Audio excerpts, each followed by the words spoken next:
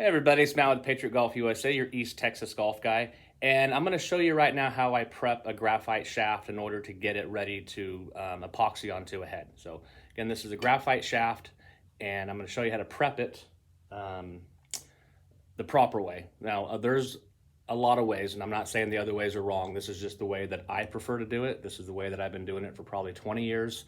And it really hasn't failed me as far as the proper way to prep this. And I know a lot of club builders prep it the same way. It's a little more time consuming than just using belts, but I think it's the proper way to do it. Put this back down there so you aren't gonna be able to see my face.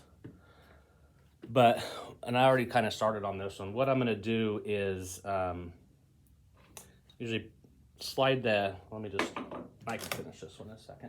Start over. So take my shaft, I'm gonna get it into my vise.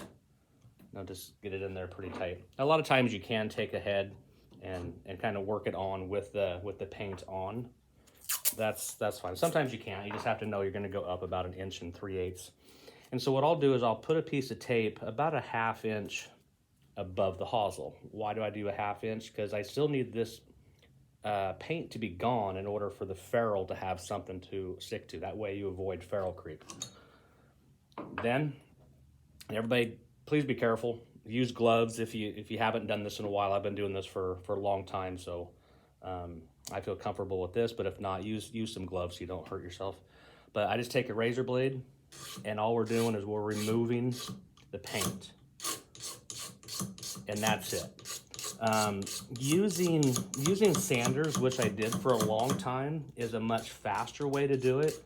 But it's very easy to take too much. You can get through the paint rather quickly, and then you can start getting into the graphite, and what that does is that now leaves you with a shaft tip that's a little bit too small. So then when it goes into the head of the club, you've got some play in there, and in order to fix that, you've got to add centering beads or something like that, which really you don't want to do unless you have to. There are times where centering beads is a must, but if you can avoid using those, then it's just a better fit. And you're just going to keep working down and just simply remove that paint up to that line.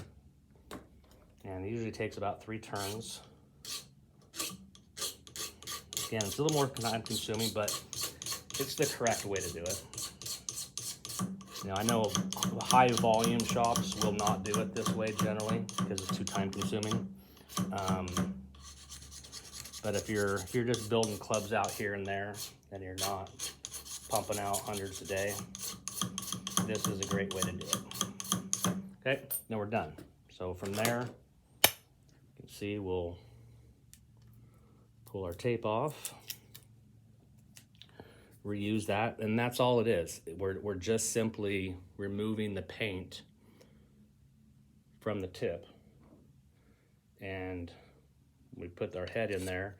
You can see we've got a nice little spot there for the ferrule to now adhere to, and it makes it easier for this ferrule to go on, because a lot of ferrules will get to the paint and then stop. They're extremely tight, so the more paint you can remove to the top of that ferrule, the easier the install will be. So do this on every single one of the shafts and then move on to the next step.